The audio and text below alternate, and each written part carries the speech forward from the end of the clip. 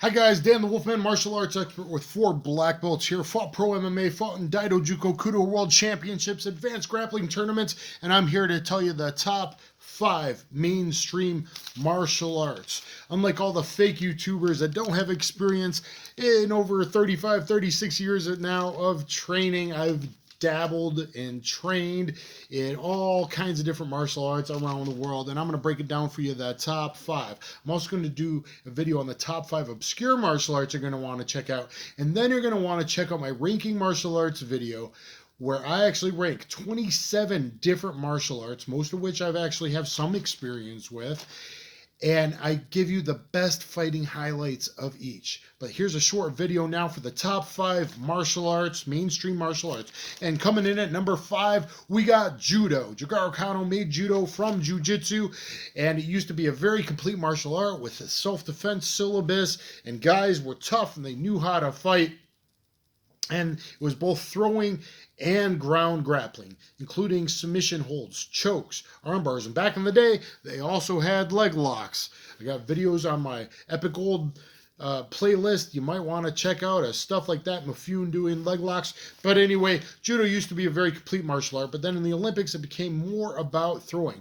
But Judo is very, very good because if you're really good at throwing, you could even possibly throw multiple opponents like your Batman, Osotogari them, and hit them with the earth. Gravity's free, brother. And if you have some grappling knowledge, you can beat people that have no grappling knowledge on the ground and choke them out or arm lock them very, very easily. Now, in the last Olympics, there was more ground time allowed, and judokas are getting better again at their newaza ground fighting skills. Coming in at number 4, you got Brazilian Jiu-Jitsu. Brazilian Jiu-Jitsu came from the 2 years of studying judo in Brazil before they stole the dojo from the instructor when he went back to Japan. So it's basically judo with just a little bit of catch wrestling knowledge because they were looking in at the carnivals. And Brazilian Jiu-Jitsu was a very well-rounded martial art that focused heavily on self-defense when I started back in 1997. To learn more about that, watch my old school versus new school Jiu-Jitsu video. Now, Brazilian Jiu-Jitsu nowadays, however, has become sportive, and everyone just sits butterfly, like a sitting guard, okay, butterfly guard. Unlike in the day, what realistically happens in a fight with forward pressure, the guy falls on top of you or takes you down and you get close guard, where we often started back when I started.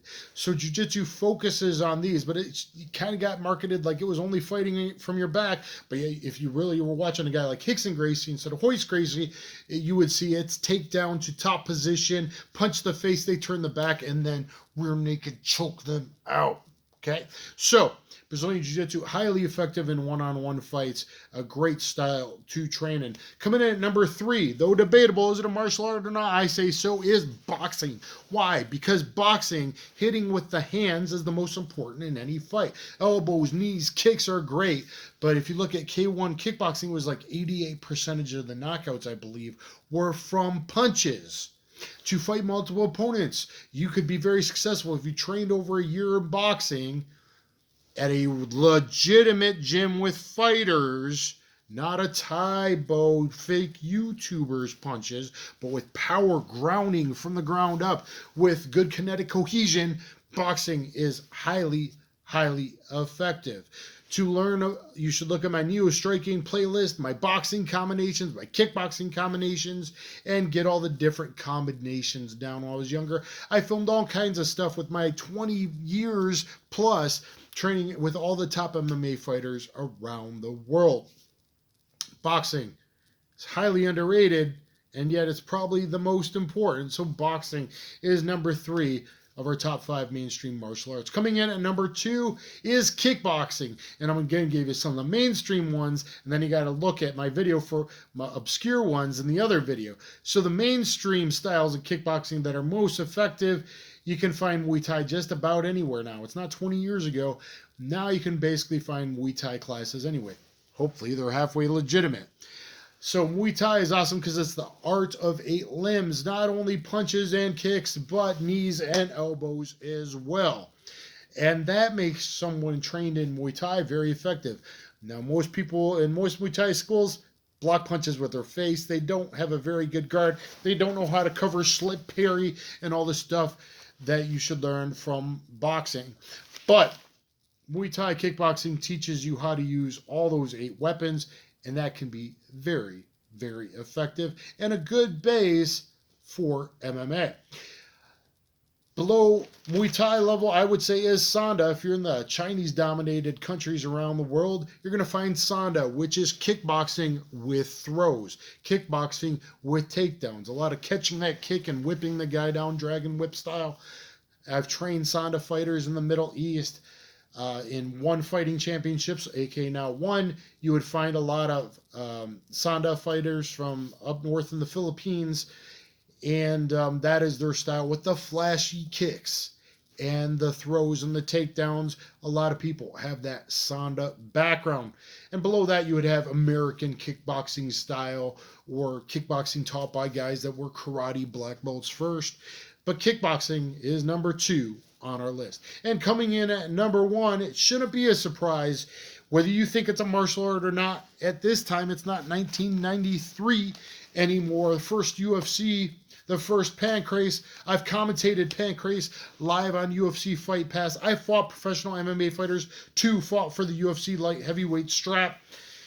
Is MMA, mixed martial arts.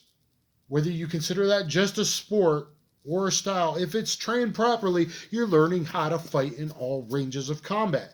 And that is what's most important, is learning how to fight in all ranges of combat. Long kicking range, clinch range, boxing range, throwing, grappling range, and ground grappling on the ground, doing your Jiu Jitsu or catch wrestling.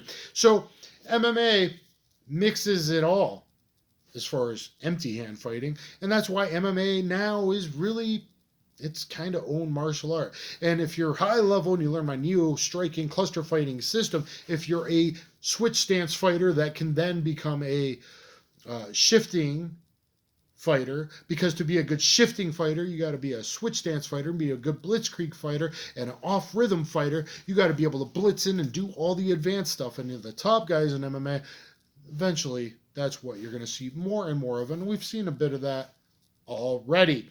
So mixed martial arts teaches you how to fight the best, and that's why MMA is the number 1 on our top 5 mainstream martial arts. Please look at my ranking martial arts video for all the best fighting highlights. Look at the top 5 obscure videos. Get my highly rated Combatives of Street Jiu Jitsu DVD on BJJ Fanatic. It's 4.5 hours. You'll love it. Look at my playlist. When I was younger, I went against everyone. First top 30 MMA fighters and all that. Thumbs up, share, subscribe, get in the comments. What's your favorite? Let us know. Thanks, everybody. Cheers.